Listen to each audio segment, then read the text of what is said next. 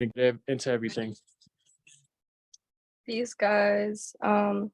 So last week we talked about just our unity aspect and like the levels of consciousness, but today I really wanted to go into meditation and shadow work because that's the only way we're gonna really get to those points. So I'm gonna share my screen.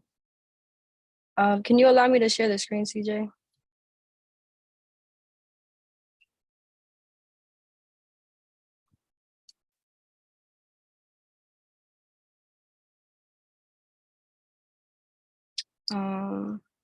Hold on.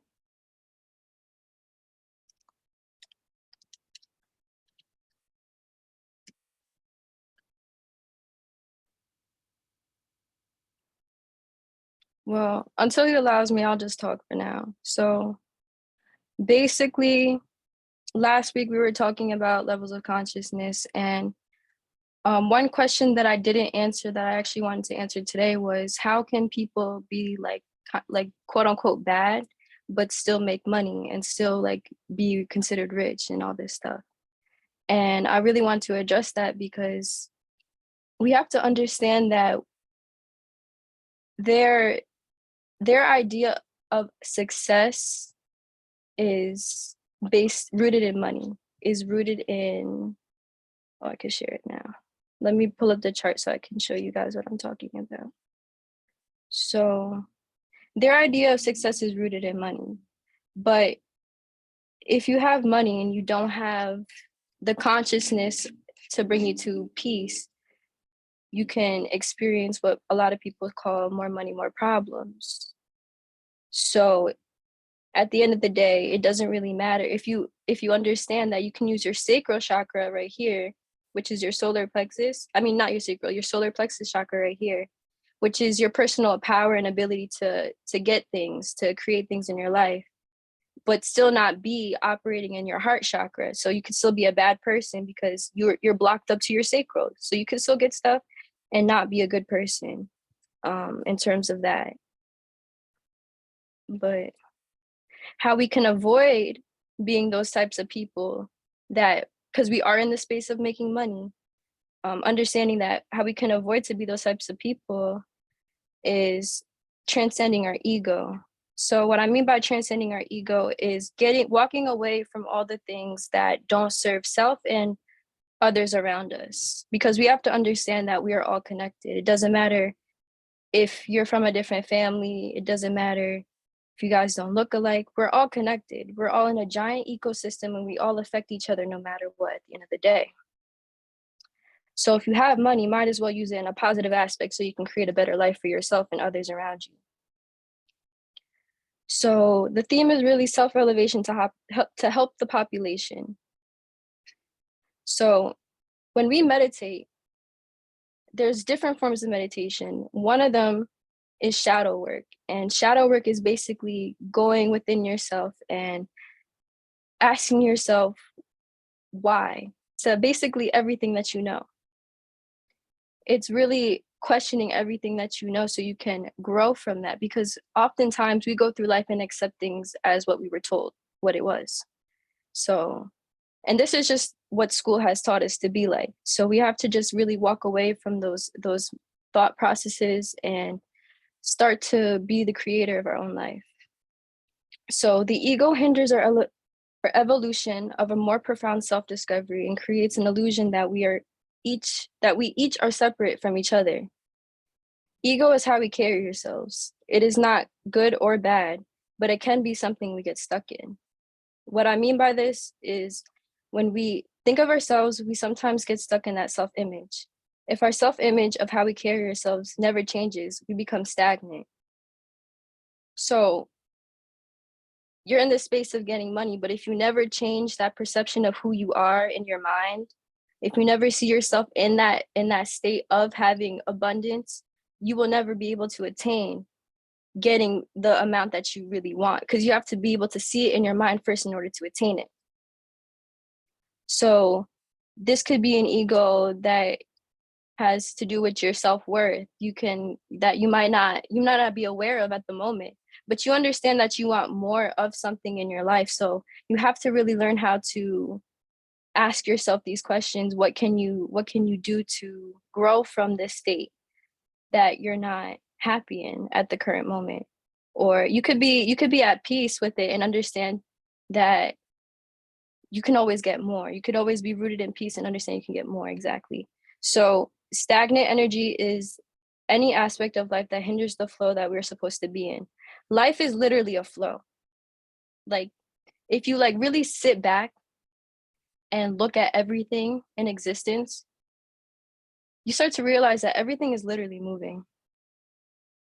And understanding, like, when we aren't fully embodying who we are supposed to be, our life often experiences friction. And what I mean, who we are supposed to be, I'm talking about our higher selves.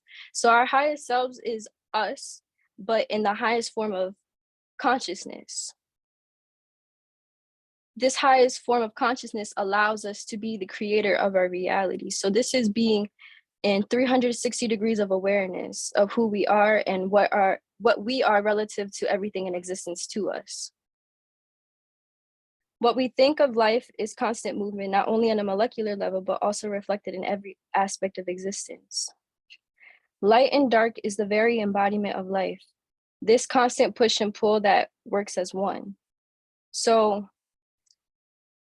most of us believe that this is a duality state of existence, but actually like viewing that as duality is the problem, because then we start to see things as separate, and this separatism is what causes all these egos, these things that do not serve us and others around us.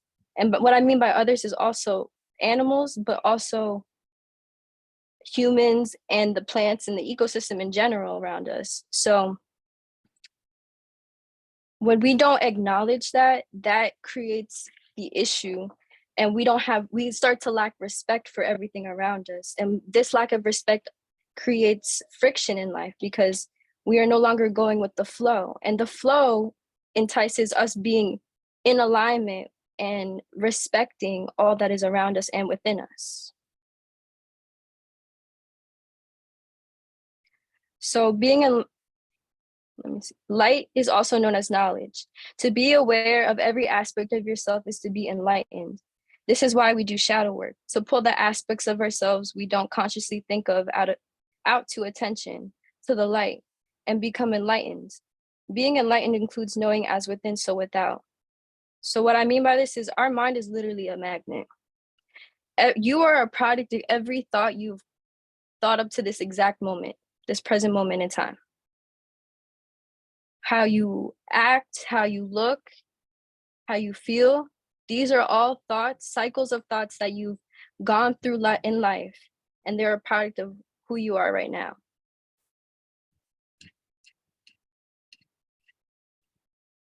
So understanding this, we can really live a desired life when we understand ourselves, because understanding yourself is the only way you can understand everything around you. Upon detaching from the illusion that we are just a physical body, we open ourselves to understanding higher levels of awareness, consciousness. Through awareness as observers of our thought and as observers of the outer world, we can ascend much faster on our soul's journey into higher levels of consciousness. To be an observer is to have non-judgment. This is essentially the law of detachment. We strive for money to live a good life, but if we haven't changed our mindset, the money will only amplify what we believe.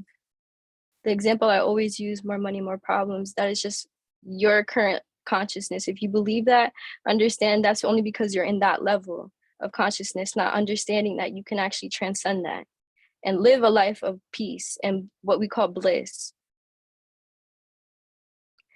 Practicing the law of detachment, aka non-judgment, is what frees you mentally.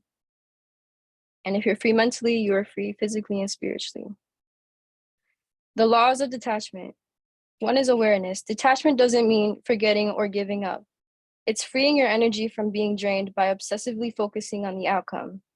Desperation energy clouds your clarity, and energy from being in receiving mode. So when you're in desperate mode, you are often ignoring all the signs that the universe is showing you that what you wanted to happen is going to happen. And if it also understand too, another thing, sometimes we might want something to happen, but we're not surrendering to the highest good of ourselves and others. So we might want something, but that might be out of ego. So letting it go and just putting it out there, if it's for the greatest good of all, is the best thing to do, because you don't want to manifest something that isn't in alignment with your higher self, essentially. Because you can get it, you have the power to get it. This is what I was talking about, the sacral chakra. We have the power to get these things.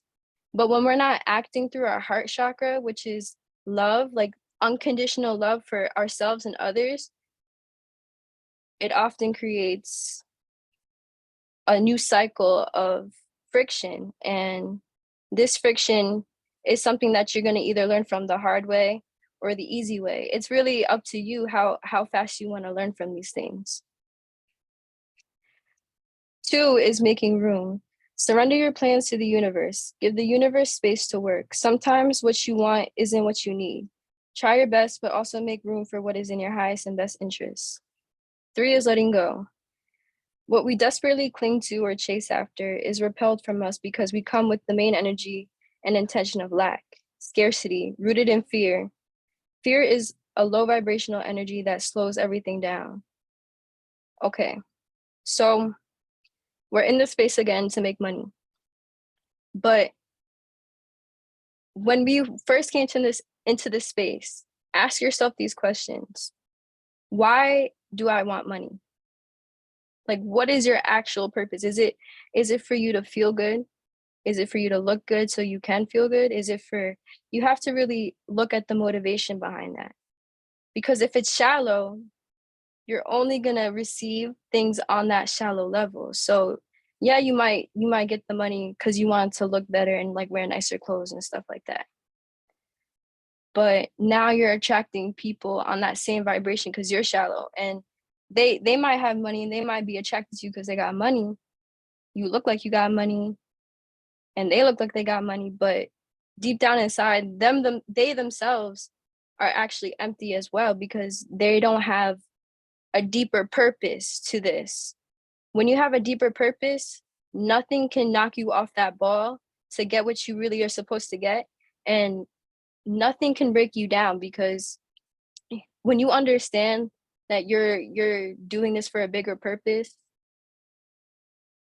you're unstoppable. And what I mean by a bigger purpose is, when, at least for us, we talk about getting money to free ourselves physically and also to help others free themselves as well, because when you have money you can also fund other programs for other people who don't have the same accessibility to these things as us.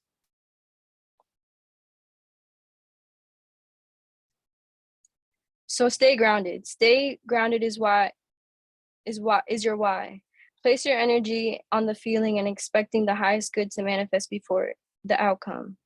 This keeps your energy grounded in confident energy versus needy energy.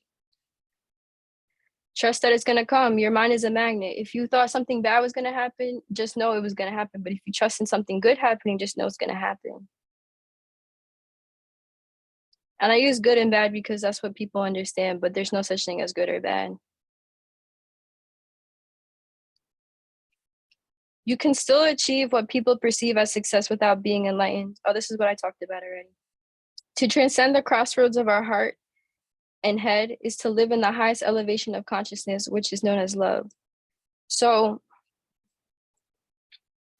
on a deeper level of understanding, we're all one. Understanding this, when you elevate yourself consciously, you naturally create a safer space for somebody else to elevate as well. Because right now we are in the age where people are scared to speak their truth because a lot of people get shut down. I mean, we have things where, like, our First Amendment is being challenged on social media because we're pushing out natural medicine instead of the alternatives that, you know, other people want. And for some people, they're scared to talk about what they know because they get demonized for understanding that there is no such thing as essentially like the devil or demons or anything that's attacking you. You are your only problem. If anything that's happening to, if you can understand that everything that happens to you is only because of your thoughts and what you thought, and you attracted that, because as within, so without, you'd understand that nothing is happening to you because of no reason. And you would understand that you have the power to change your reality. See, the thing is, in school, we've been taught to be a worker and to think inside the box. Asking yourself questions on why am I suffering? Why am I experiencing fear, shame, guilt, apathy, anger? That's thinking outside of the box, because you're not accepting what you were told was normal, and you're pushing for an elevation of consciousness. So the more you do that and the more you continue to talk to others, the more people feel not alone. And this is really what the flower of life is about, our connectedness. So we are literally one being, yes, each individuals, but we are also part of one giant thing, one giant mechanism, one giant machine, whatever you want to call it. We all have a part. We look different, we manifest different, but we all have a part to play. So this is what understanding love, what really love is. Being able to accept all lessons, good or bad, is to understand there's no difference in the fact that there are both lessons and you can elevate from both. So this is what love is really all about. You send love to all the things that were there, that were bringing you so much peace, bringing you so much love, so much laughter. Because then you understand, hey, that's a lesson that I can be in this state if I choose to be. But you can also send love to all the things that were bad. Maybe something traumatizing happened to you. And instead of looking at it from the victim mentality, like, oh, this happened to me. No, what is this teaching me? How can I use this that quote unquote bad happened to me to elevate from that, so I never experience that again? Because a lesson only repeats if you haven't learned it. If you learn it, you pass it. But if you haven't learned it, you're going to be confused and have to go over it every single time. So yeah, just being able to send love. This is what non-judgment is, sending love to all the good and the bad that has gone on through your life. And I want to talk about dogma, because dogma is something that's very important. Dogma is the resistance to change.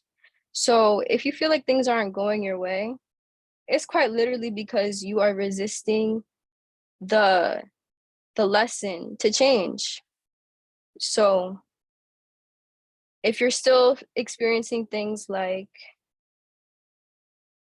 hopelessness, evil, and this is, you don't even have to be evil yourself, but if you're in this whole guilt frame of mind, the blame frame of mind, and blame can be blaming yourself too much and blaming, or it could be blaming others too much.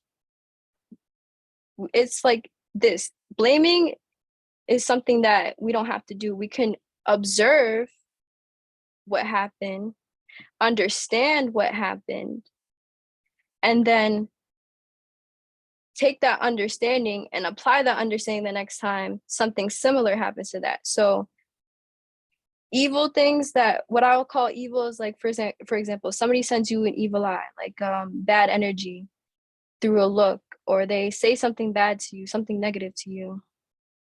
Instead of blaming them, thank them for being who they are, and allow that to be your chance to choose peace and love, and send them love.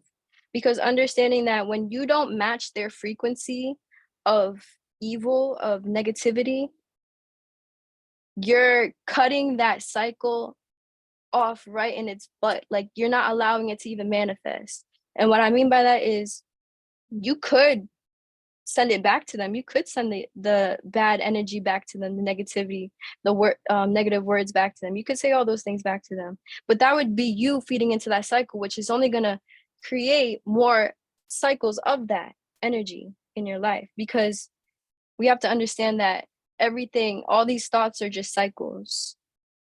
So every single day you wake up, you can choose peace, love, understanding, non-duality, and awareness. Or you could choose courage, pride, anger, desire, fear, grief, apathy. It's all the choice. Um, but yeah, that's pretty much it for my call. So if you guys have any questions, I'm gonna open up the thing where you guys can talk. Let me see. I think you guys can talk. So if you want to talk and ask a question or type in the chat any questions that you have, you can do that right now.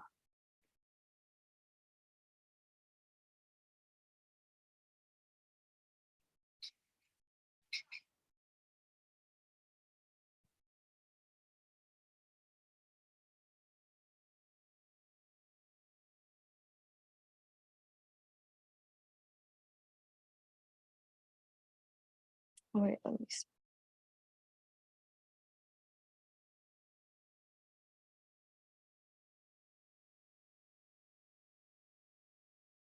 Does grief block love? Yes, it does. So if we're gonna talk in terms of this consciousness chart, this is the exact like levels to transcend when it comes to being in like peace. This is gonna be up here in this bliss, this full consciousness, is understanding. So if you're stuck down here, you're not gonna be able to even perceive the love aspect of it, because love is just an elevated understanding of what happened. So you said no hate to anything that has been bad that has happened to you. So somebody passed away, you can choose to honor them with love, or you can choose to honor them with grief. Grief is usually tied with regret. Right here, you see that right there. And grief comes from maybe not feeling like you didn't spend enough time with them, or just having things that you wish you could have done more. But you have to understand that if they passed on, it was meant to be, and they taught you so many lessons by being here, and you have to take away that what they taught you in a positive aspect in order to experience love. Best tips to open the third eye. So the best tips to open the third eye, like on block mode, enhance perspective of life. Okay, so on bold mode. The best tips to open the third eye is meditation. Meditation, and then also you can also use herbal mixes as well. I'm gonna start selling herbal mixes on my website. I'm gonna drop that so you guys can tap into that. But herbal mixes is a way. Superfoods is a way as well.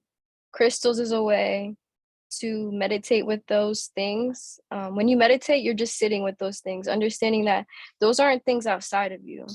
We have to really walk away from that, like I said, that separation consciousness, because we will never get the lessons that are meant if we're not understanding that as within, so without. So it all starts with you and what your intention is. So if you want to meditate just solely by yourself, you can do that as well, but you can also use other things. And even when you use those other things, those are a form of meditation as well. What about your heart chakra? What about your heart chakra do you want to know? Like, do you want me to go deeper into that, is what you're asking? Opening it. Opening it. So this is really going to take shadow work, honestly. All those things, all those traumas that happened to you that made you close up your heart, you literally have to revisit them all. And when you revisit them, people often get depressed. This is why, like, when people get stuck in their past thoughts, they usually come from the state of regret or like a state of feeling lost because they don't understand why it happened. But when you're doing shadow work, you're being very inquisitive on what happened, like asking, what part did you play into this happening to you, and what part did that other person or other thing play into this happening to you? And then looking for the main lesson, like the main theme of the lesson behind it in the grand scheme of things. and trying to see where those lessons have reoccurred. So oftentimes, like, we might be a good person, but like our heart chakra was closed due to like not receiving enough love as a kid, right? And now you're presented with somebody who's actually giving you love. Now you have two choices. You can either run away, which some people do because they don't know how to handle that, or you can choose to accept this love and just know that it might hurt in the beginning. It might feel scary in the beginning, but if you trust in the most high and you trust in for the greater good of all and allow your heart to lead you, to allow your heart to tell you what to really feel. You have to learn how to feel your heart again when it comes to opening it up again. Just allowing yourself to listen to what your heart is telling you, because that's really like your compass, your heart.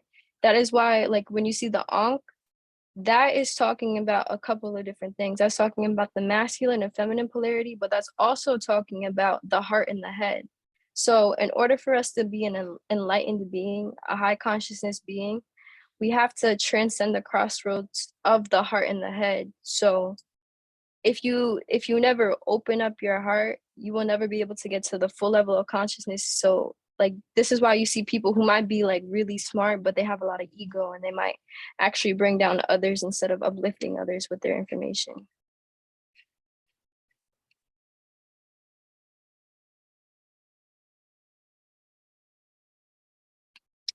Um, I don't know what the left hand and right hand path is. I mean, if you can kind of describe it for me a little deeper, maybe I can. But outside of that, like, nah, I can't really. I don't know what that is.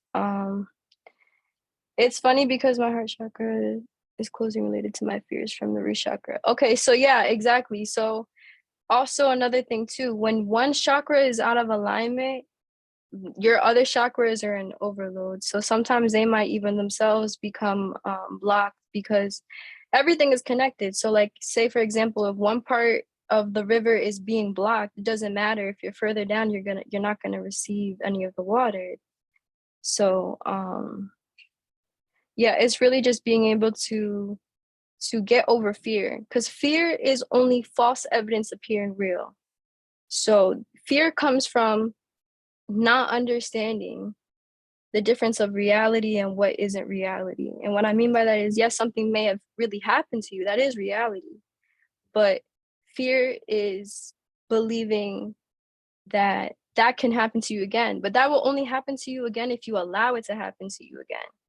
You can literally elevate your consciousness where you don't experience certain things anymore. So for example, you could and if you guys want to look into more um like videos and stuff like that, I would recommend like things like I think they're called Spirit Science now. I don't know if they changed their name, but that's a YouTube channel and it talks about spirituality and also The Secret. The Secret talks about vibration and like the power of thought. And a lot of stories with The Secret are like tied into like how these people had nothing when they first came across The Secret, but after they really started to like learn that path of like how powerful your thoughts are and how what you really think creates a reality, they went from nothing to something. And yeah, it's just getting over those fears of the what if, because those what ifs don't exist. The only thing that exists is this present moment right now that we are connecting at. That's the only thing that exists. So you have to just understand that the more that you focus on the highest good, the best outcome, the more that you will be in alignment with those things actually really happening.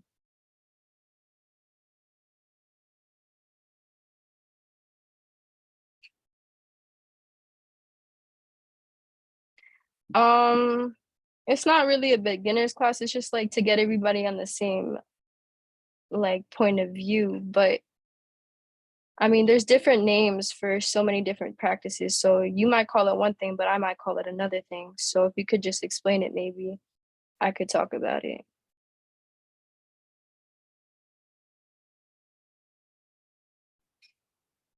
throat chakra exercises. Honestly, anything that makes you talk, put yourself out there. If you feel like you can't talk to anybody, start trying to talk to people. Quite literally, you have to practice these things. Singing is a good way too, as well, to free your throat chakra.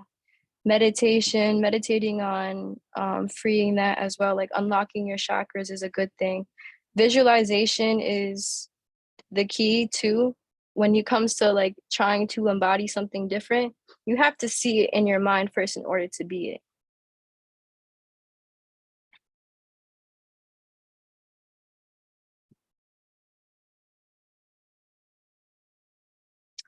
How do you know if all chakras are open or if one is closed and all the other ones are open? So let me bring up the chart.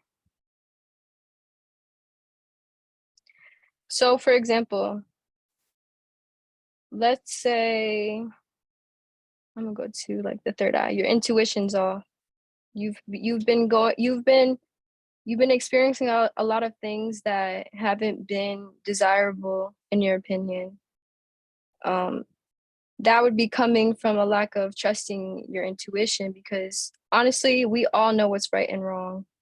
If we take away the egos, what we've been told what was right and wrong, we naturally know.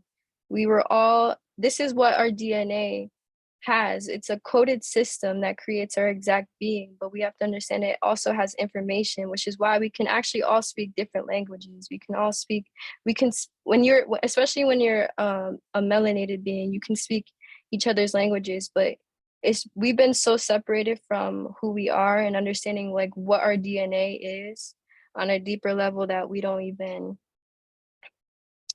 um trust ourselves and understand who we are. So like when it comes to unlocking these things, you really have to do your shadow work. You have to look at your life and see what things are being plugged up relative to the chakras. If your relationships are shitty, they're not going the way you want to go, your heart chakra needs to be attended to. It's just being really aware of what's going on in your life. You can address everything yourself. Yeah, you can take a free test online, chakra test, but the best answer is yourself, honestly. You don't really have to go anywhere else but within to find out the things that you want to know, because in every question there is quite literally an answer. It takes a lot of time. Well, I can't even say time.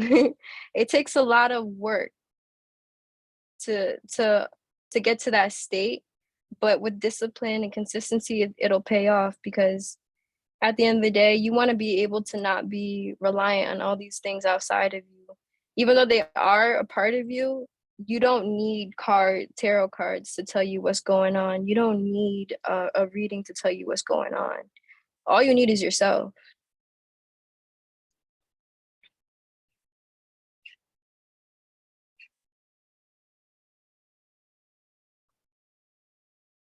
Okay, any other questions?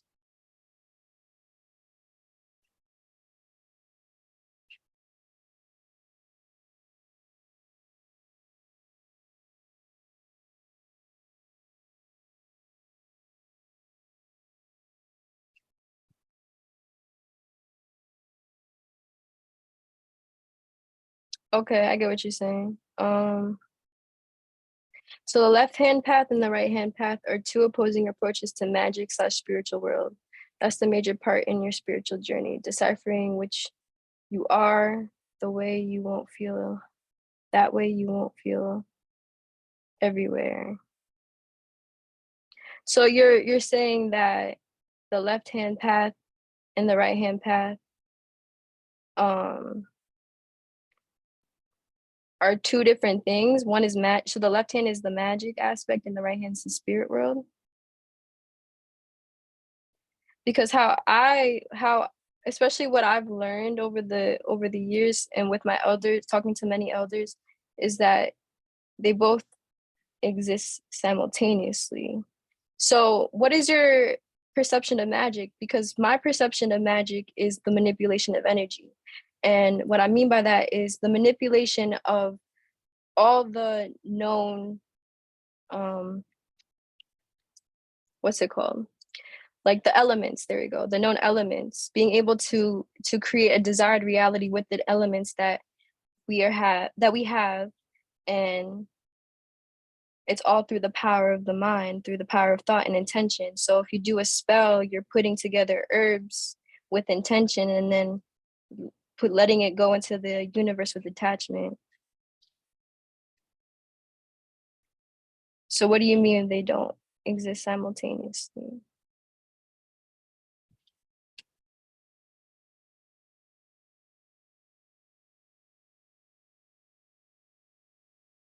What advice? I think you guys can be unmuted. I don't see the thing where it says you guys can unmute. Oh wait, let me see actually.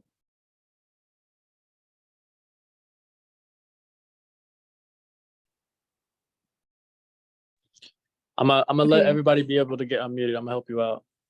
All right, thanks.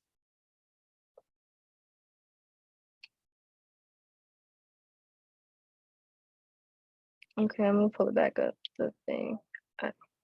What advice would you give when someone may feel annoyed, or when the things they want to attract or a certain outcome they're expecting doesn't happen the way they planned? Let me pull up the chart so I can talk about this. Okay.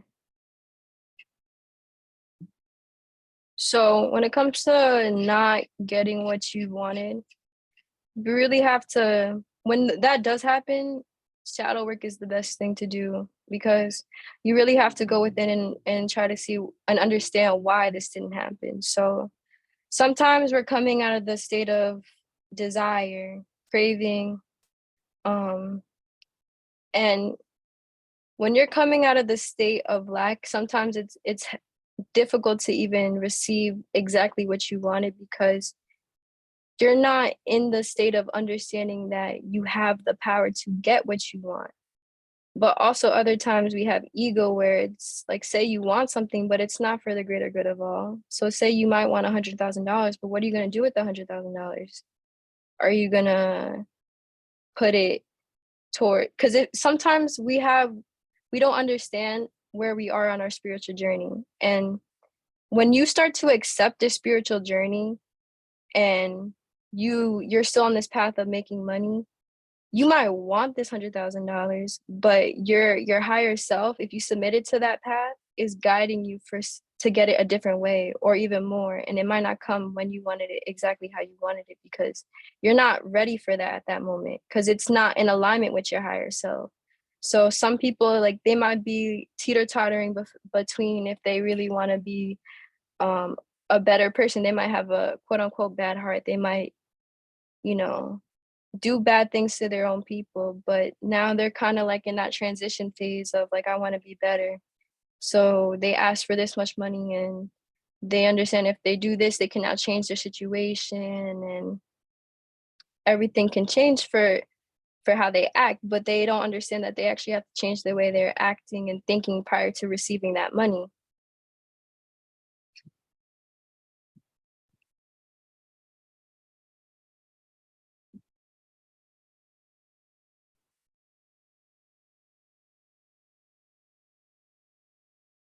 Okay. Electromagnetic magic. Exactly. Electromagnetic. So everything is energy. So understanding you're always doing magic if you really think about it. Quite literally. A prayer is a form of magic. It's setting an intention with your thoughts, sending it out into the universe and trusting it'll come. That's manipulating energy. That's why I don't get when people, like heavily religious people, be like, manifesting is evil. You pray all the time. You always manifesting.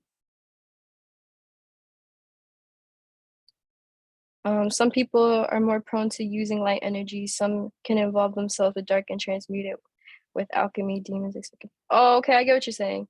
Yeah, so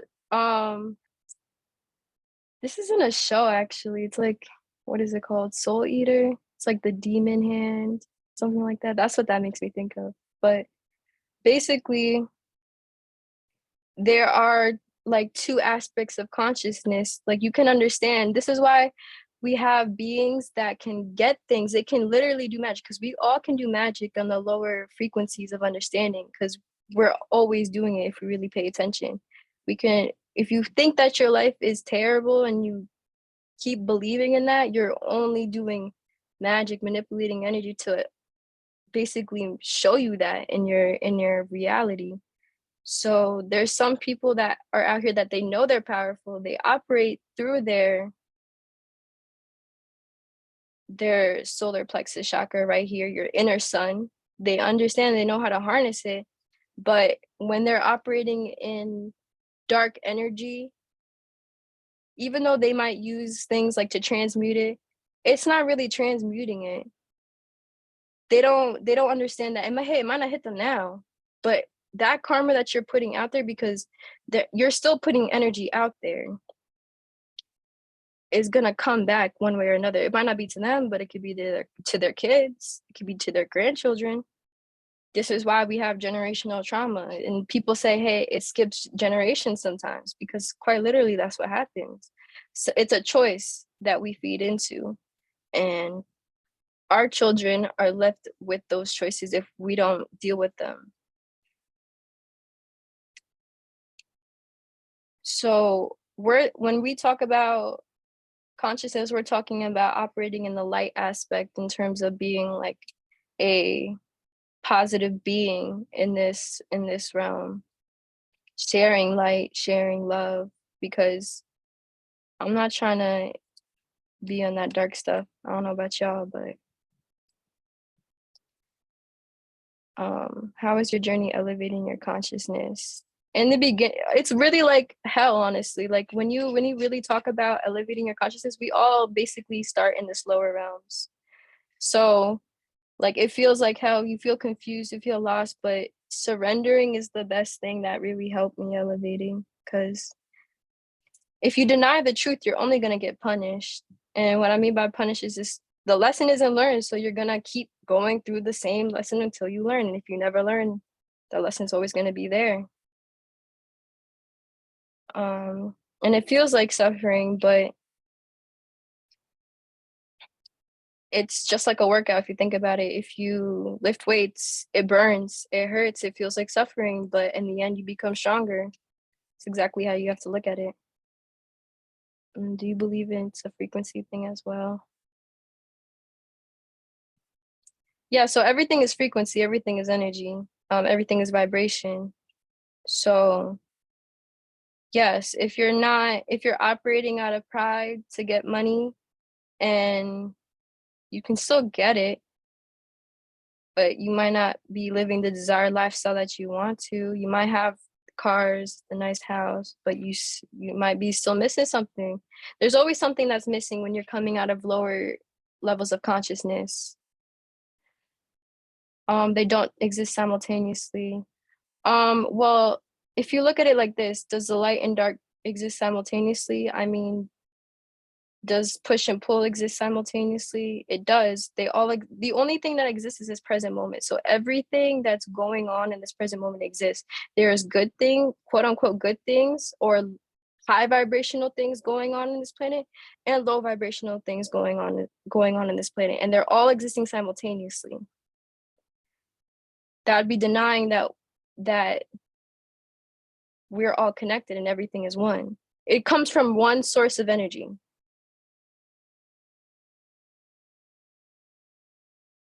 There's people that choose the path of light, and there's people that choose the path of darkness and evil. But it just is. And when you look at it as just is, those things no longer affect you, because when you actually start to put emotion behind good and bad, you start to get clouded in judgment again, and you're not able to find the root lesson behind everything that has happened or is around you. So you might believe you're a good person, but you look around and you say, why are all these people around me so bad to me?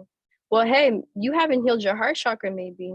You're too giving to them. They're eating off of you. That's a succubus, yes, but understanding where you are consciously and what you deserve allows you to walk away from beings like that that do not serve you.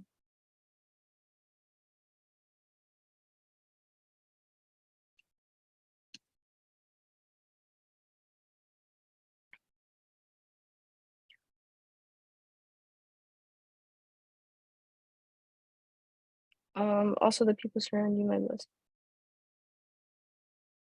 Exactly, that's another thing too. Sometimes, because your higher self is what is blessing you. You have to understand when you're sending out all these like manifestations out into the universe is you. You are me and I am you as well. We all come from the same source. We are no different. We are all equal, but we're just different. We're just, I don't even want to say different. We're just,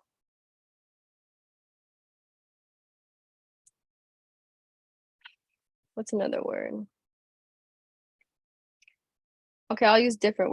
We're no different in terms of where we come from, the same source, but we are different in terms of how it's expressed.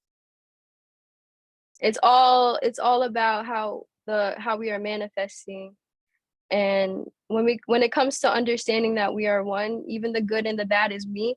Like, even if somebody's bad to me, I understand they're me, so I'm not going to be bad to them, because there's no need for me to even feed into that energy and cause harm to myself. They might not understand that they're me, but that's okay. I take that as a lesson and I move on from it.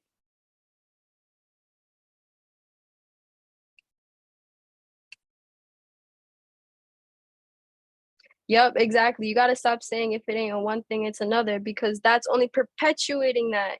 When you start, you really have to be aware of where your focus is at, because your focus is the only thing that is creating your reality.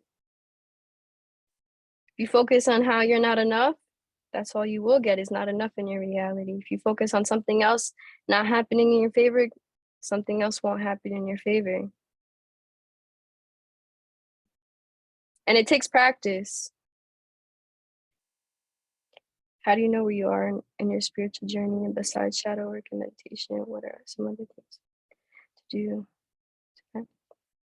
Okay, so how do you know where you are in your spiritual journey? Um, Honestly, if you look at this chart, you can see very clearly where you are on your spiritual journey. Um, if you're still experiencing these things, any idea, any thought in this frequency, I would say like here and lower. You understand that you're in the dark night of your soul. So this is like psychology terms, but um that dark night of the soul is basically talking about the journey that one goes on. And this journey is also called the hero's journey as well. And all religions talk about the hero journey. And it's basically talking about how we're transcending from lower states of consciousness to the higher states.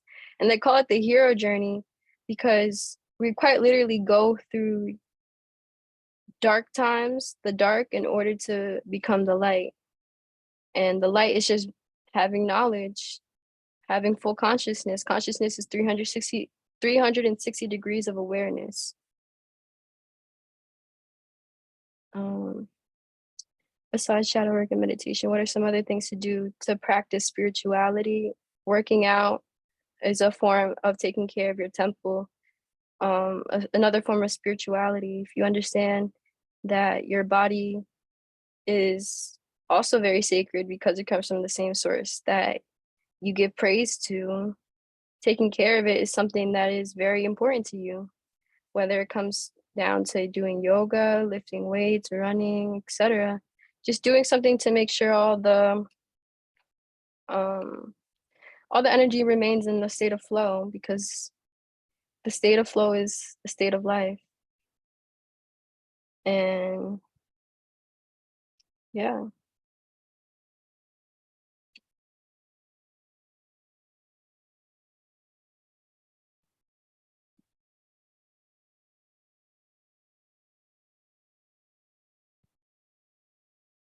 Well, Ifa isn't completely practiced in Haiti. They practice voodoo. It's an aspect of Ifa, but it's watered down due to slavery because they had to hide the fact that they even practice Ifa. Um, and Some souls and tribes have mastered dodging the karmic depth aspect through learning the laws. Yeah, they have show, but that's only because they understand if we are literally quite literally choosing our demise. They're showing us what they're doing to us. The issue is this: things happen. In terms of programming, we are shown what's happening, what's like being accepted by ourselves, because we're allowing our children to look at these things. We're allowing ourselves to continue to look at these things, and by even opening up our vessel and allowing ourselves to accept these things into our cipher, into our awareness, we are therefore choosing it. Unless you are coming from a state of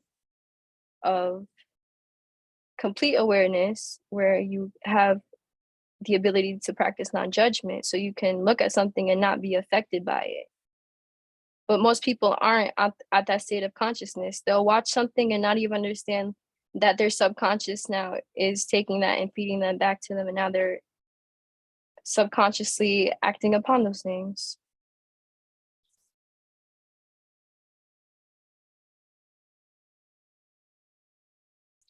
I'm not saying duality doesn't exist. I'm saying it exists, but it's one thing. But making it black and white is what is separating us. We have to understand it just is. Even though it might be perceived as quote unquote bad, it just is. And it's, you just take it as a lesson and you move on from it.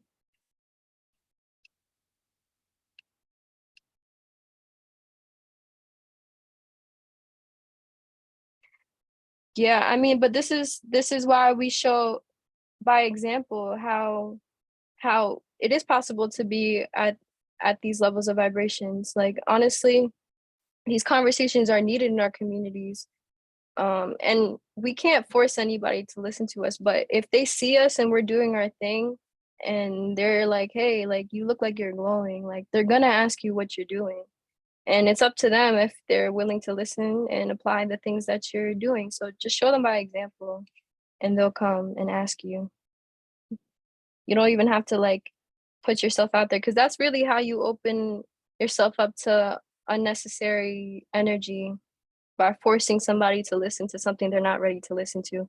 And I've learned the hard way personally.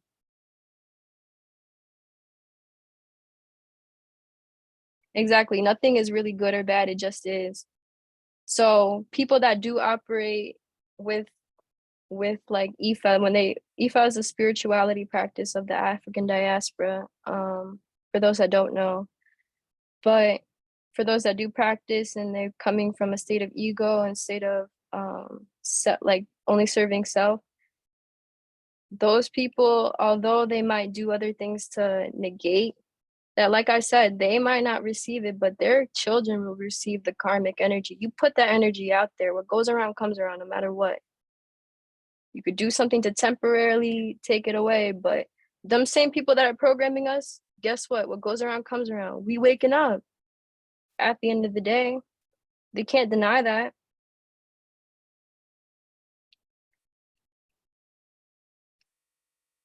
How can one eliminate ego? Shadow work. Are you doing this because you were told that you're supposed to do this? Are you doing this because this is what is perceived to be good, or perceived to be cool? Because not everything that's been taught is good is good. We have to really use discernment. And this is really trusting our heart to guide us. Our heart is our natural compass. This is why in the Ankh, research the Ankh. It's talking about the crossroads from that heart to the head. The ego operates solely below the heart, doesn't even take the heart into account.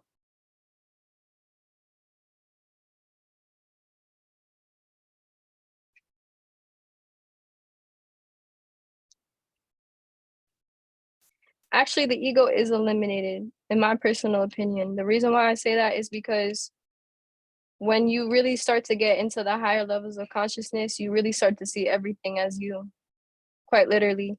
You start to look at people and you're like, yo, why are they even around me? Even though they might look like somebody different, you start to really look at them and then you start to see, oh, I align with them in this aspect. I align with them in this aspect. I align with them in this aspect. There's always some type of way you have to be in alignment because this is energy we're talking about. Everything is vibration. So in order for you to even see somebody, you have to be in the same vibratory plane, quite literally. What is meant for me is meant for me. What you are meant to see is what you will see. And what you are meant to see is what you choose to see.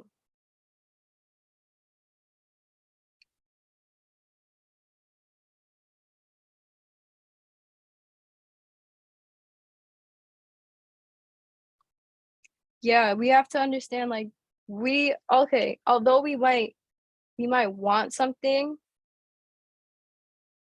and we want to be in the driver's seat, sometimes we got to submit to the higher powers and just allow them to really guide us because we don't know everything. We will never know everything. We are always learning. We are always evolving. I myself don't know everything. And I'm okay with that because I understand there's always something for me to grow in.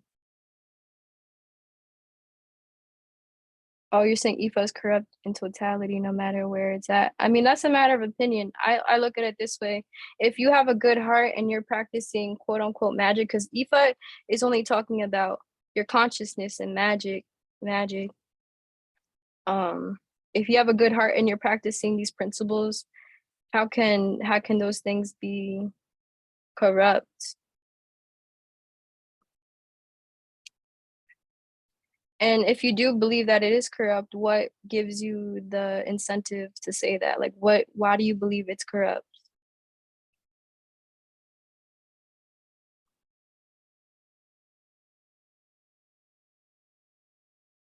It's gonna be a beautiful year.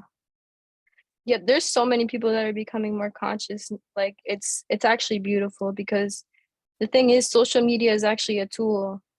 Like we really just have to be like Neo type and go into social media and start sharing the knowledge that you have like nah this your do create your reality like things like that and those who are meant to see will see because if they're on that path they will see it and if they're not on that path and they see it I mean there's a reason why they seen it they might not want to accept that they're on that path so that's why they'll say they're not on that path but nothing happens for no reason everything is cause and effect quite literally there's a cause and effect to everything.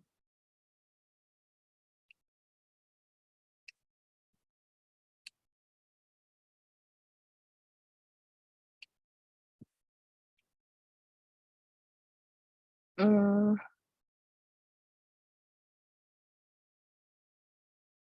in terms of my spiritual awakening, um, I mean, I I've gone through different cycles. I'll say when it really started to like click that there was more to life than what I could perceive when I was really young, like 6 or 7. But on a deeper aspect, that understanding just kept getting deeper and deeper and deeper over the years, and it really started to like hit home when I was 15 in high school because I started actually being around more spiritual beings, more spiritual teachers, and they started to really guide me and show me like, hey, you're not alone, you're not crazy, like this is real, like spirituality is very real. Um, and then honestly, on a deeper level, after my mom passed away, like that's what really like catapulted me into like, no, like I can really like there's more, like I can't be living like this because I was honestly like if you if you understand like you are your parents and anything that they didn't work on is passed on to you, like you understand like yo, you're really dealing with what they dealt with. And I noticed like the things that my parents didn't deal with, I was dealing with, and I didn't like that. And I just knew I needed to change. So I just started to submit to it. And I was just like, no, like I need to keep growing. So I would just do a lot of research and meditate and I changed my diet. I started fasting, intermediate fasting. I became pescatarian, then I switched over to being vegetarian, then vegan, and then now like I do things with intention. So if I do eat meat, it's with intention. I know like obviously I'm not in charge of the whole like killing process. So like I try not to eat meat as much as possible because I understand it's not very sacred um when you're just eating it from like store bought because they're not praying over, they're not like doing a proper ceremony for its spirit. Um and often times, well not often actually, all the time these companies are just killing to kill just to make money. So I just rather not feed into that. I try to not feed into certain things as much as I can. We'll stop while still living here. Every culture because I'm not.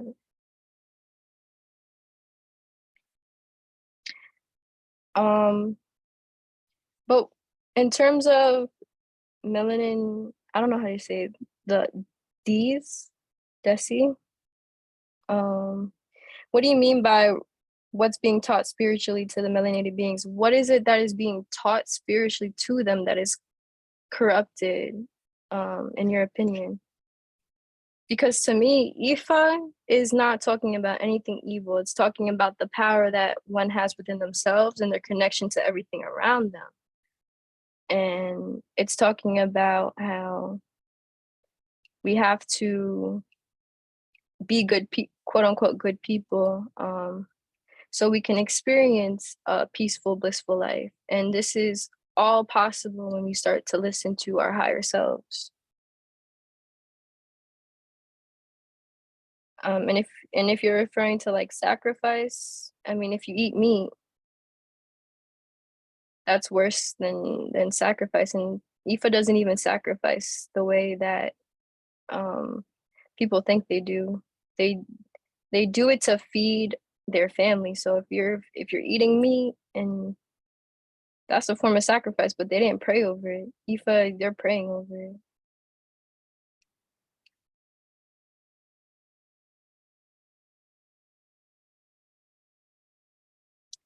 And oh, in terms of like what helped me stay on this path, I just started to ask for the universe to show me signs that I'm doing the right thing.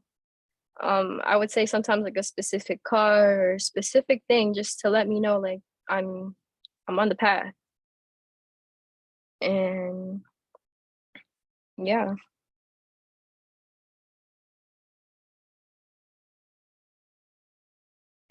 Okay, so when you start seeing someone's face or characteristics in people around you, what is spirit trying to say? Because I can't tell if it's manifestations developing or a test.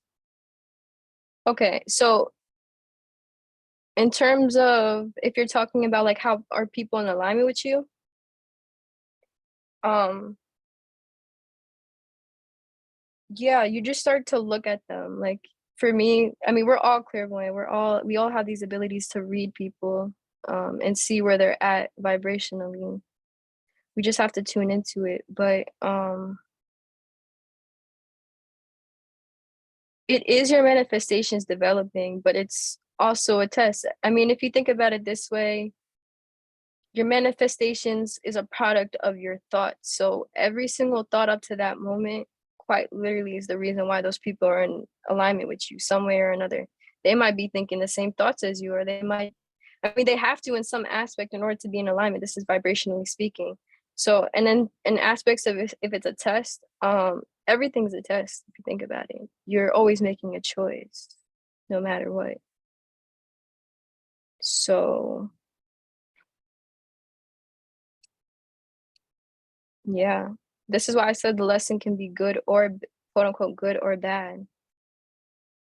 Because, like I said, you can be in a state of happiness, joy, and then that lesson right there behind you being in that state of peace, happiness, and joy, like is is showing you it's possible to actually be there. Now you have the choice to remain there or not,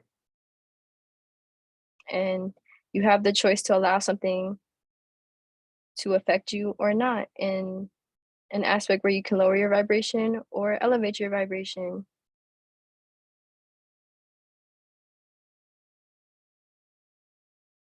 The algorithm made you realize how powerful you were. You are the algorithm. You program your own algorithm. Everything you like is being shown. Something similar is being shown on that algorithm based on what you liked. So you just showed yourself how powerful you were. The longer you're on the spiritual path, you'll see why. Yeah. What do you mean submit? Do you mean committing? Essentially, yeah, it's like you're committing to allowing the Most High, your higher self, to guide you. It's you're allowing the things that are meant for you, that are serving your highest good, to come to you. You're not fighting that thought. You're not saying, oh, what if this bad thing can happen to me? No, I submit that this good thing can happen to me because I deserve it, because I'm a good person and I'm gonna give back to others. And I allow it to be. That's that's that's it. That's submitting. And then not questioning it, not saying, could this happen or that happen? You bought a book. That's a good book. Yeah, that's a book. If you question Ifa, I think I recommend the Abora book because it really breaks down what Ifa is. It's not to me it don't seem corrupt because it's talking about what every other religion is talking about if you really break it down to its simplest form. And it's really simple too. So the difference between soul and spirit, they're one. They're one.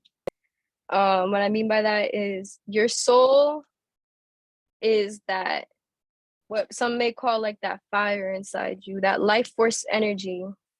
Your spirit now, it's coming from that life force energy. It's the same thing, but how it manifests is what people describe as spirit. So like it might be like you're operating in a fiery spirit right now. It's coming from the same source of your soul, but you just got that fire in you. Or you're coming from like your spirit might be more airy, for example. Like you got that soul in you still, but that spirit, that reflection is showing that flowing energy of the air, etc.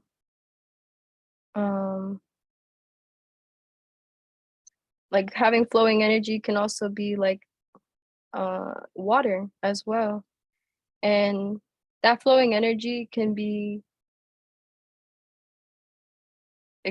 expressed as acceptance, non-judgment, because we're constantly switching how we express ourselves. So sometimes we operate in a state of receiving, sometimes we operate in a state of giving.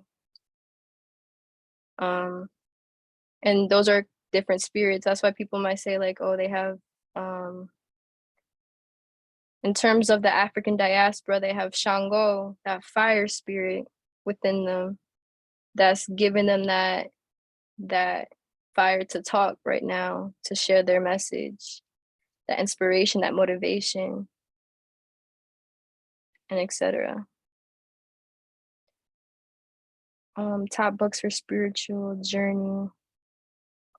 Shoot, I got a lot of books. The first book that I recommend, this is the book that was recommended last week on Thursday's call. But is this book? This is Supreme Lessons of the Gods and Earths, a guide for 5 percenters. So, if you believe that in the saying that 85 people are sheep asleep, and then there's 10% that rules all, and then there's 5% that's awake. This is basically the same concept of the 5 percenters. And as a 5 percenter, we're here to basically share the knowledge because a lot of people are asleep and they don't understand who they are. And yeah. So this is a good book. It talks about the mathematics in terms of like relative to our reality and also relative to the letters like of the alphabet. And it's basically like a code. So there's a message in everything. Because quite literally, everything is in your orbit for a reason. And understanding that message is really key to freeing yourself, because then you can really free yourself from things that do not serve you. So like, for example, some people, they call them omens, another word for it, but omens are basically like little tools that we use to really remain in the state of awareness, in the state of presence. So like looking at, you see the angel number is 111, that's a omen, that's a sign that is showing you where you at, because you chose to look at that time, and it's like, this is a confirmation of where you're at. You can honestly do that with all number combinations, but it's easier to do it when you have like a little understanding of what they mean. So this book really talks about all the numbers, and yeah, and how it affects our day on a day-to-day basis. So that's a good book that I recommend, Supreme Lessons of the Gods and Earths. Ibora book that I mentioned, Ebora, that talks about the Ifa perspective. So this one is the Muslim perspective, the Islam perspective. And then the Ibora book is the African diaspora perspective. The Bhagavad Gita, that's the Hindu perspective. I even recommend the Bible, because when you have discernment, you can actually see things for what it is. And like, I use all references of spirituality to really get my understanding, because honestly, they're all just another way to say the same thing. Like that's what I've, from my understanding of research and everything, they all say the same thing. It's just their way of saying it. Yeah, because we're all just one part of one giant thing, and there's only one great deeper truth. I look at energy, spirit is energy, electricity and soul is magnetism, and electromagnetism is why neuromelanated beings are so powerful. If I could find yeah, so spirit, that's what I was saying, exactly. Spirit is the energy that you're embodying, but the soul is the magnetism. So that's the light force energy. So understanding when you're radiating at the highest level of consciousness, your magnetism is at an all-time high, because that light that you're radiating is literally attracting things in the dark. So this is why when you see people who get more money, for example, then they, let's just say they're not conscious, they might be able to get more money, but they're showing that they get more money, so they're emitting more light of something that's physical around them, because the more physical things that you have around you is just more light. Everything that we can see around us is all light, everything that we can perceive is light. So they're showing more light, and people are more attracted to that. But in terms of higher consciousness, this is when auras get into the talk, because auras is what actually is our magnetism on a deeper level. It's what people are really attracted. So if you got a peaceful, loving aura, you're gonna have people attracted to it. What's the name one more time? Oh, Supreme Lessons of the Gods and Earths, from the five, a guide for 5%ers to follow. This book, it has a 7 on it. And also Ibora, the Bhagavad Gita, which is the Hindu sacred text. What else? I have a couple of other books. I could drop them in the chat, because there's just a lot of books that I have.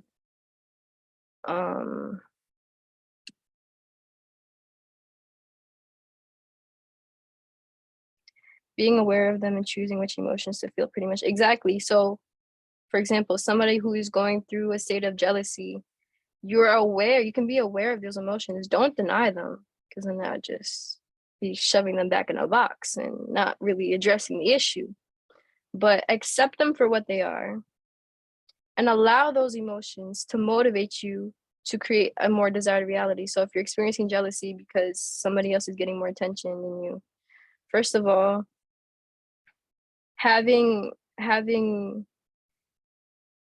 the understanding of who you are, you wouldn't even care about somebody else getting more attention than you, because you understand you're rooted in yourself and that you are a good person, and it's just their turn to shine, and you'll get yours the next time. Or if you're experiencing jealousy, um in terms of like envying somebody else's body, well, you could put easily take that energy of envy and jealousy towards somebody else's hard work they put into their body, and use that energy to motivate you to do the same for yourself, so you no longer feel that way and you feel better about yourself.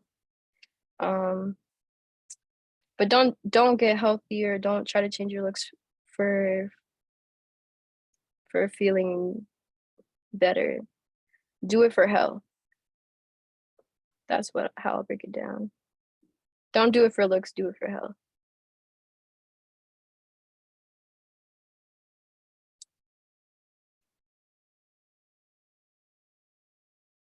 Yeah, it is a process, exactly.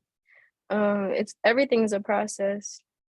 So it's just how you approach it. It's perspective based. If you say this process is hard and takes long, that's what it will be. But if you say no, this is just a process and I'm going through it, then yeah, it'll flow easier. It's all about your perspective. Yeah, I'm gonna send the books in the chat because um there's some that I wanna put on there.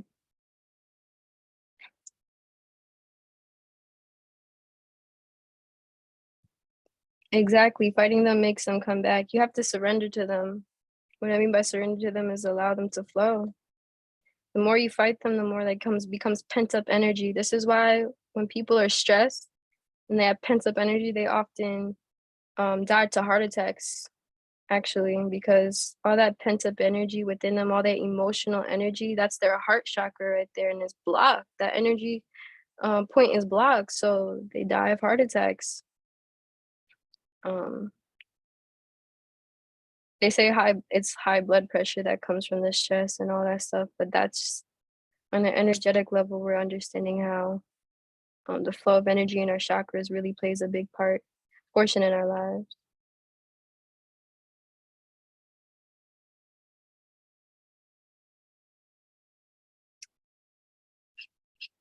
Uh, all right. Any other questions? What would you say that confidence relates? Would you say confidence relates to self acceptance? Yeah, confidence does relate to self acceptance. Confidence comes from understanding who you are, inside and out, and fully loving yourself at that present moment in time, and understanding if there are some things that are quote unquote undesirable, you can change it by putting in work to yourself. So if you feel like you're not smart enough for something, you can study.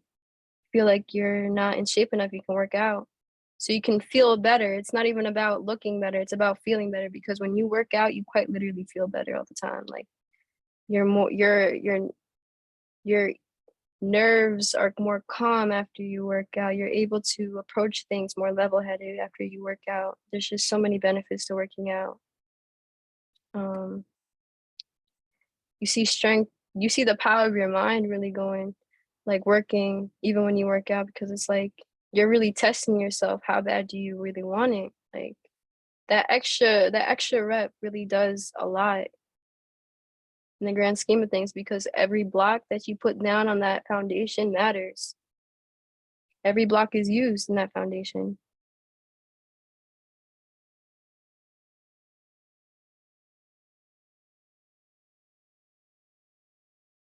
Um, any other questions?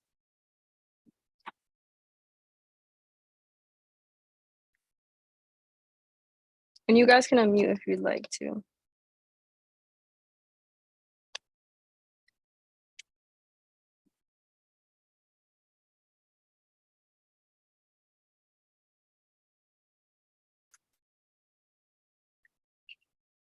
All right, so if there's no more questions, I think I'm gonna end it there. I really wanted to talk about appreciate you too. You're amazing as well. Peace reflection. I just really want to talk about this like general stuff on this call because like although it's Wise Woman Wednesday, I want to address everybody. Um because we are all one. And this is just my feminine perspective because I'm really in the state of just unifying people right now. Um, I don't really care for taking all the praise because I understand we all have light. It doesn't matter. It's not about ego. I see a lot of people who are like teachers and their egos get in the way and they're like, oh, I taught you this and this is like my teachings. And it's like, nah, like this is source. Source gave you that. Before you even existed, Source gave you that. The Source had that. And I just understand the more people that have light, the better it is, because then I could talk to more people that understand. I just want to say, actually, because we were just talking, I was literally saying that earlier. How like we we allow ourselves to create egos out of giving light to people that are seeking it, and ultimately, like they only know that because they decided to tap in. That's not their information. There's nothing new under the sun, literally. Understanding that the sun is that source information that we're getting, they cannot take credit for anything that they're educating somebody else on. So I would never go and tell somebody something I might say is my saying. Do not own that saying. That's not something that I came up with. That's just a download I received. That came a part of the message that I'm delivering. Exactly. So why do people develop egos if they're doing shadow work? I guess I'm not ending it because there's more questions. um So people develop egos. Well, ego is just the way you carry yourself. So, like I said, I'm gonna go back to the top because where did I say it? Ego is how we carry ourselves. It is not good or bad, but it can be something you get stuck in. So, um, it can be somebody can develop an ego where they're better than somebody else, but that would be denying that they come from the same source and that we're all made equally in terms of energy. And if we allow something like that ego of how we carry ourselves to be a thought process that we really accept in our lives, we will tend to act like it. And when you act like that, people are not going to appreciate that because they're going to call you up and they're going to be like, why are you, or even like um distance themselves from you because you're acting like you're better than everybody else when we're all just the same.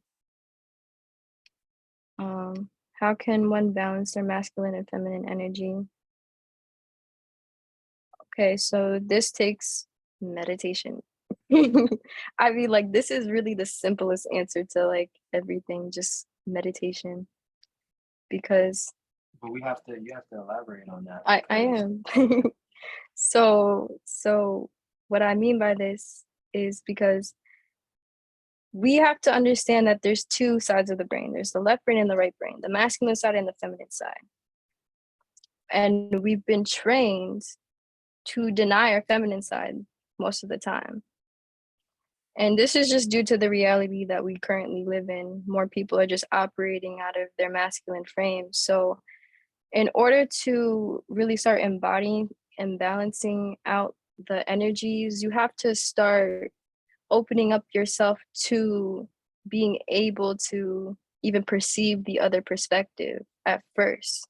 Just allowing yourself to just be okay with seeing a different perspective is the first step that you have to make. And then from there, asking yourself, because this is all done in meditation, asking yourself to really guide you in every aspect of your life to be balanced. So how I'll break it down like this is I'll break it down again with the Ankh, the masculine and the feminine polarity. The feminine polarity is what to be the heart, the emotional side, the side that is more flowing, those types of energies. Really also educating yourself on what feminine and masculine energy is. And really trying to see it play out in every aspect of your life. So allowing yourself to just really learn from within and yeah, how it affects life around you. So I would say this as well. We all believe, like a lot of people are saying in the spiritual community, that there's multiple paths on this journey. There's only one path, and that path is growth, right? So ultimately, like when you choose that path of growth, in order for you to actually grow, you have to be open minded to anything and everything, which means that you just have to simply seek to understand everything, regardless if you want to consider it good or bad, right or wrong. You have to understand it, because understanding cancels out fear, which is false evidence appearing real, like she always says, or what a lot of people say for that. Like when we really sit there and we understand that, and we understand that in order for us to balance ourselves, we have to seek to understand both sides of the coin. So a lot of us decide to create this one perspective, and we don't budge on it. Like she's saying, we're very much in our masculine standpoint. Everybody's fighting for their viewpoints to go and be the right person. Everybody wants to be right and the smartest person in the room. This is the society that we live in from a worldly perspective now.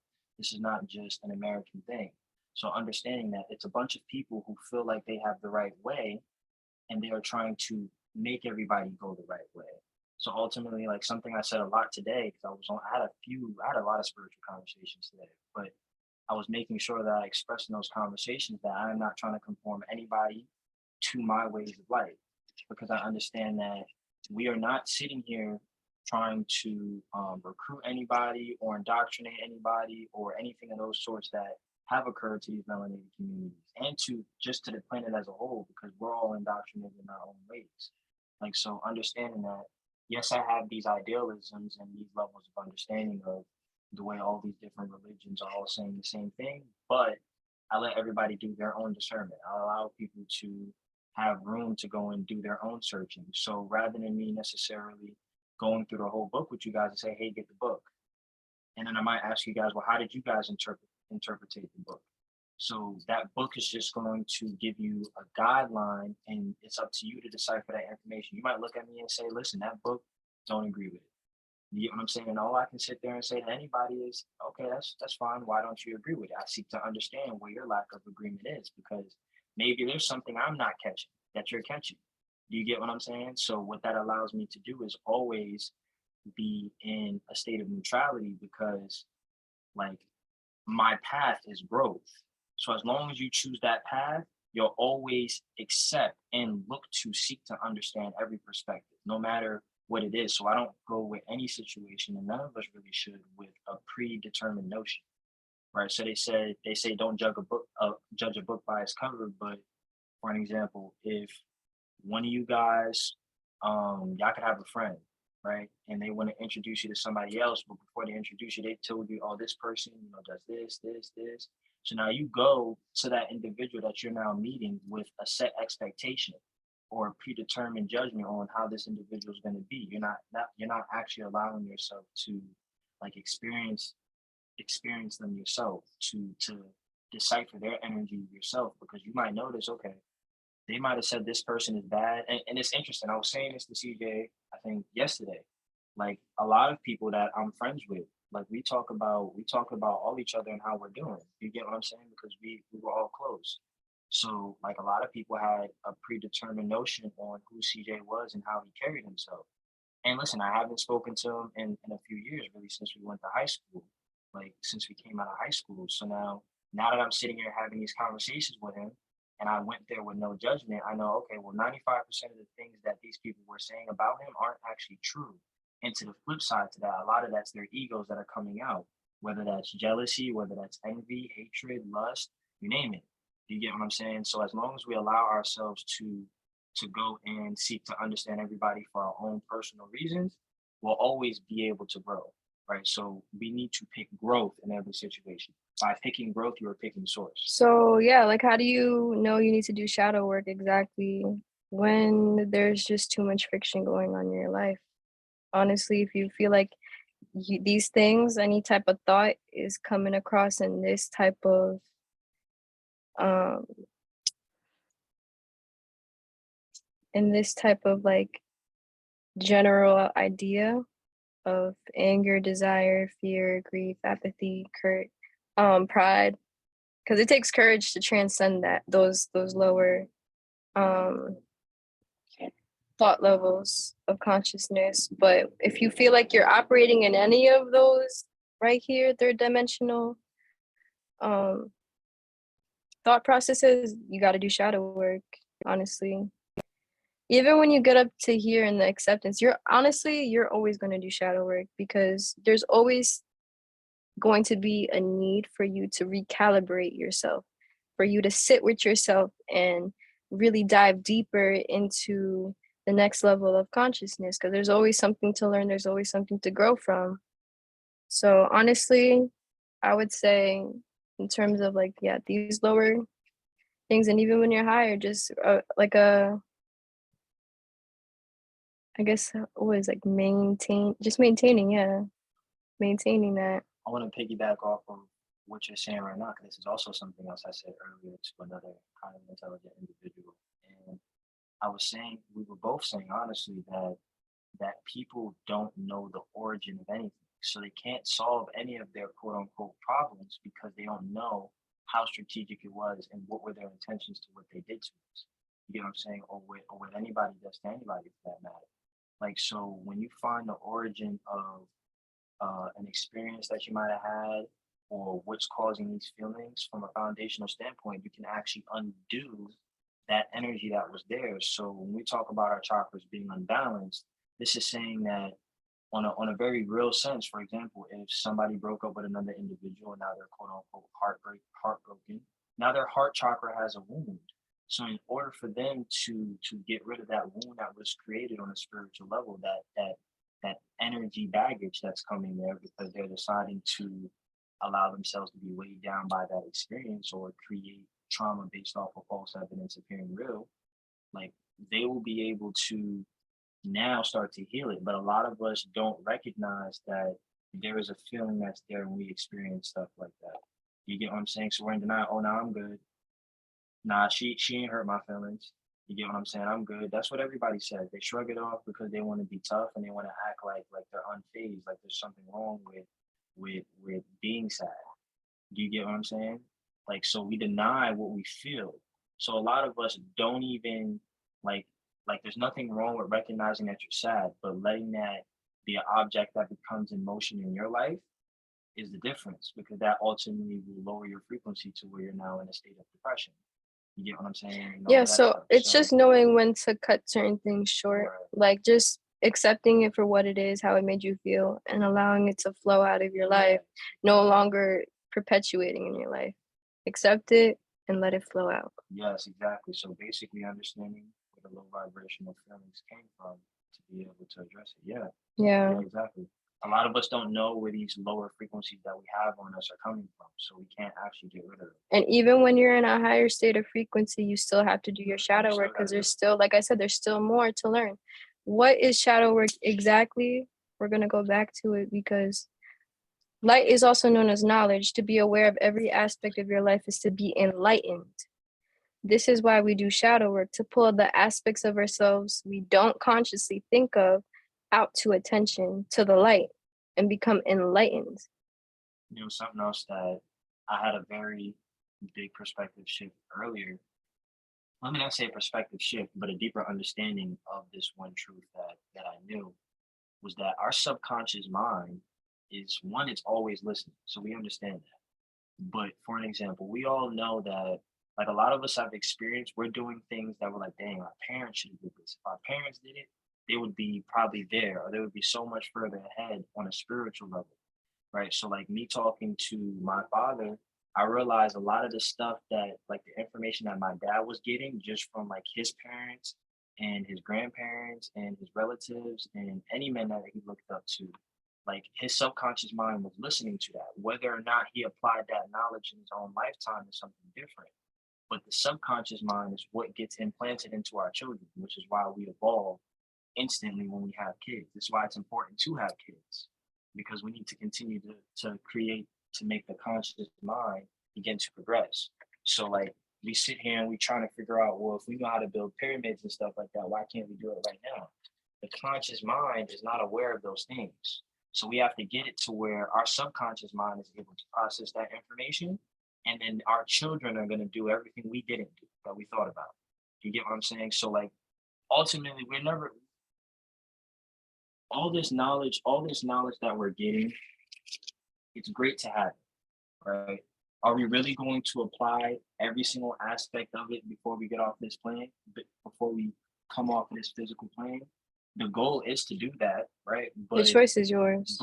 But are we going to pass all those tests to actually apply that information? And the right? choice So, is and the yours. choice is yours. So understanding whatever knowledge you decided not to apply, your child's going to go and apply it because your subconscious mind was still listening to it. So our subconscious mind becomes our children's conscious mind, which is why all of us are spiritually tapped in. I promise you, you go and ask your parents, they had some spiritual experience in their childhood or teenage years.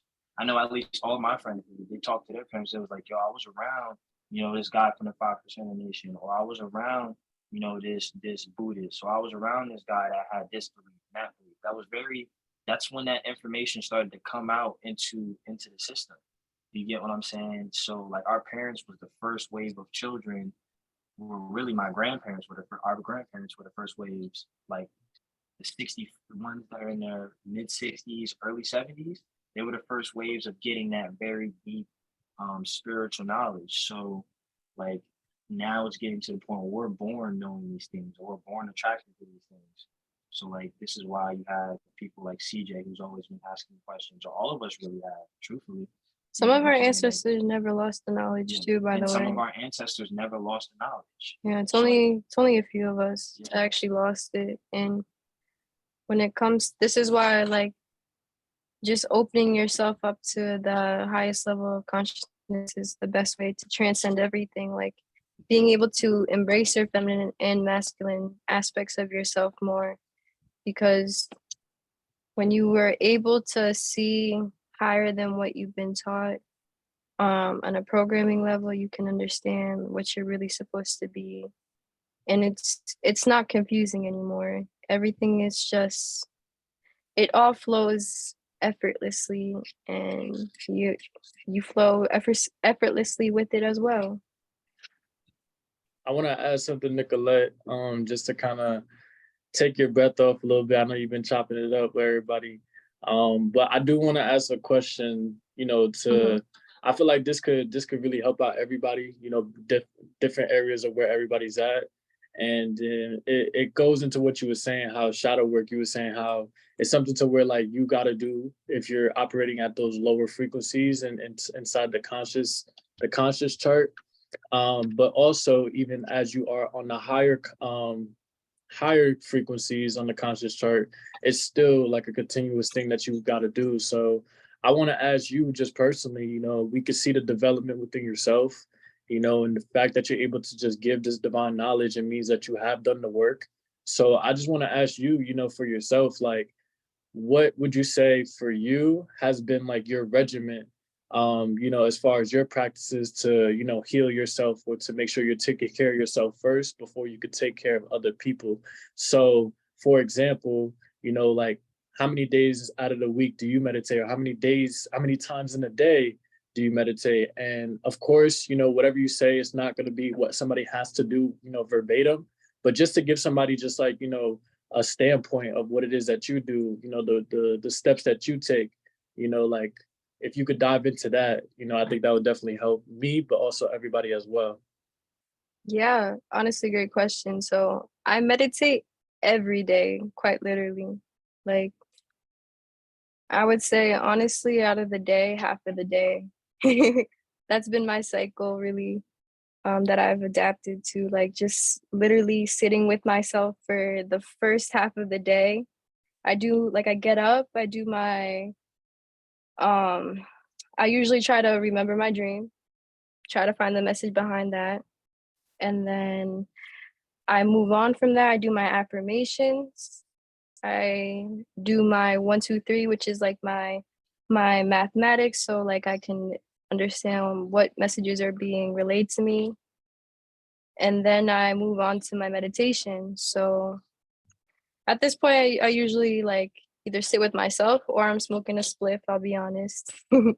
But I'm always sitting outside when I do the meditation in the beginning of the day, because honestly, it's like the most grounding and like peaceful things for me. So I like to sit outside when I do my meditation, and then I come in for the second half. Sometimes I do the rest in my room or wherever in the living room. It doesn't matter where I'm at. I just decide to do the rest inside or outside. It just depends on how I'm feeling. But yeah, and then in terms of at night, sometimes I even do another meditation at night, just to really just what, especially when I'm doing like energy work. And what I mean by energy work is like giving to others, like after a long day maybe of talking to people, um, and some things I don't align with, I just sit with myself to remind myself who I am, before I go to sleep.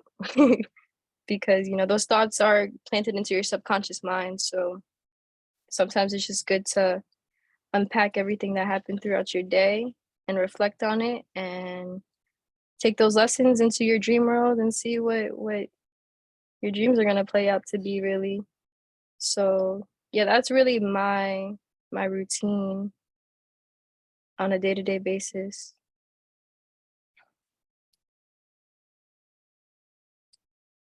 How do you practice the two energies, masculine and feminine? So we are rooted specifically, like as a woman and a man, we're both rooted in one specific energy. As a man, you're masculine. As a woman, you're feminine.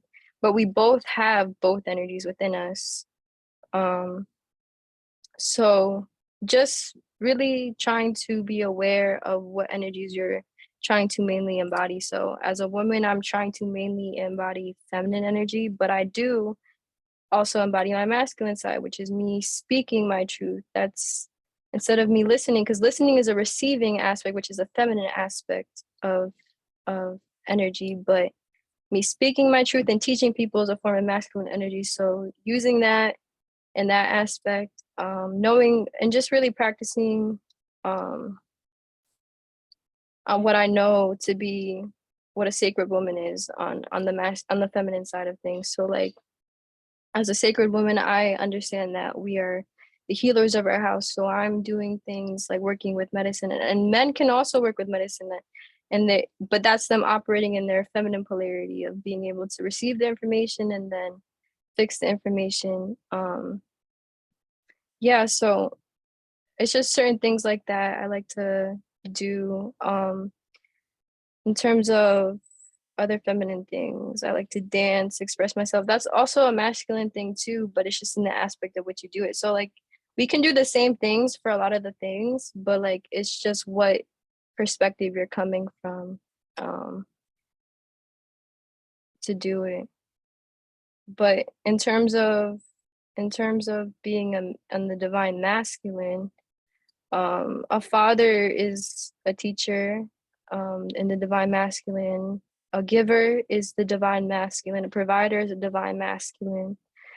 So we can provide things for people as a woman and being a divine masculine for that. But also being open to receiving things is the divine feminine aspect, which both men and women need to practice as well.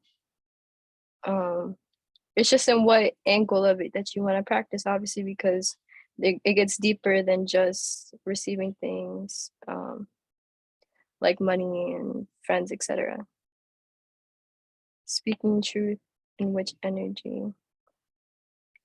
So yeah, speaking is actually like a masculine thing. To give somebody a lesson, to teach somebody is a masculine polarity.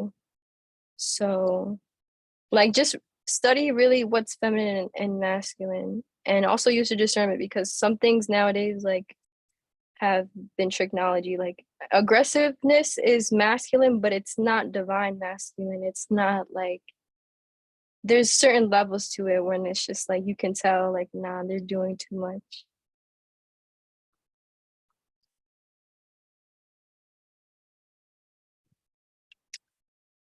Any other questions?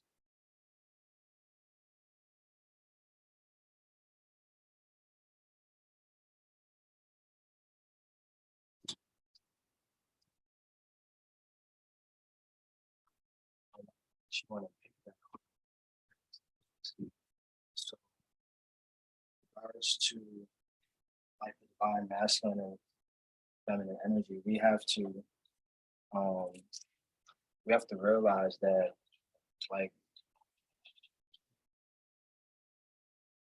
in terms of us being talkers or anything like that, like it's important for us to make sure like we're watching what we're talking about and what we're pushing, right? So the same way like she was talking about aggression being divine masculine, like even the way we articulate ourselves, even the way like we are pushing information, like we can talk from a receiving perspective, like, and that's a question, right? So you're still speaking when you're asking a question, but it's coming from a receiving aspect of it.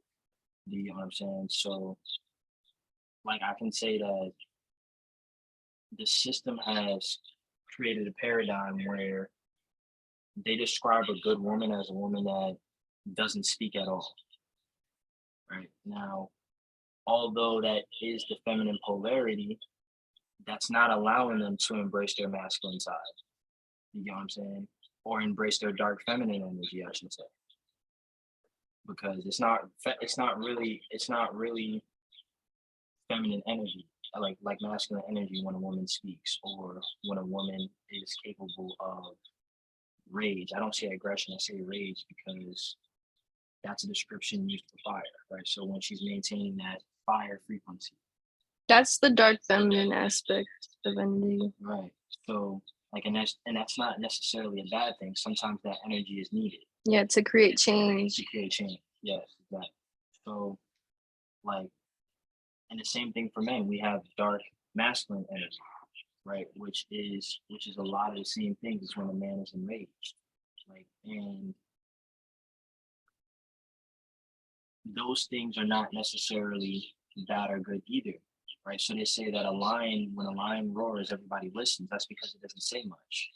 But when it does raise its voice or raise the frequency of its vocal cords, the kingdom in which it rules over or that it coexists in listens, right? And women have that same ability, but ultimately, like a lot of women have a lot of knowledge and they try to get their men to understand things, but they try to match their men rather than flowing with their men. Yeah, to like really talk about what he was just saying right now, I'll break it down like this. Like, oh, this is I think Queen Alpha. How do you say Afua? She said this, I think, on a podcast, but it was like a woman is more powerful when she's silent. And I was like, wait.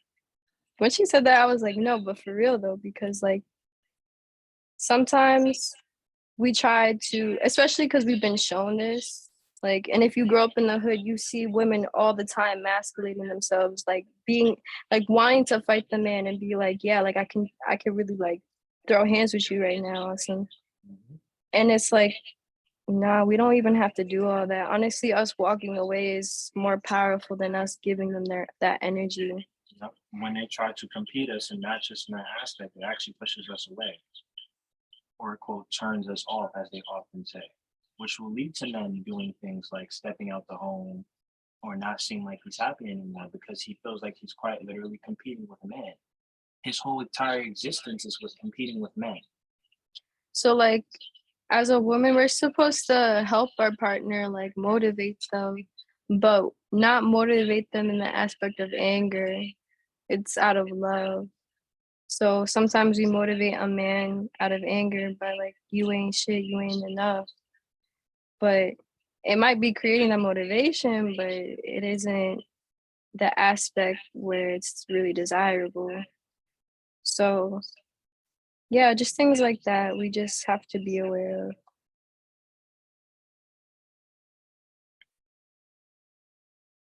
But I think that was pretty much it. I didn't see any more questions. So I pass CJ the host. Bet. First things first, man. If y'all got some sauce today, man, make sure y'all drop a 777 in the chat for Nicolette, for hopping on the call, just giving, value for, just taking her time, for her just not only taking her time, but also giving her energy and, giving her thought process along with Andre in the background. You know what I mean? Definitely drop the sevens in the chat for that. If you guys don't follow Nicolette already, you could drop your Instagram and everything to have anybody to connect with you that doesn't already know who you are. I appreciate everybody for tuning in. If you guys can, definitely, share the call. I always tell y'all, if y'all gain some value today, imagine if you got your homegirl on here. Imagine if you got your cousin on here, your best friend. Y'all have these conversations all the time, or that individual could benefit off this conversation. Have them hop on here as well, because each one teach one. We're doing divine work when we can actually help other people learn the same information. So whether that's people in your community, whether that's people that you know online, whether that's someone that you just understand that they could benefit from this information the same way that you did, definitely put in that work to help the community grow, because this is y'all community just as much as it's our community. So all we're doing is just speaking truth and getting the information out. And that's why this call is actually available for everybody to attend.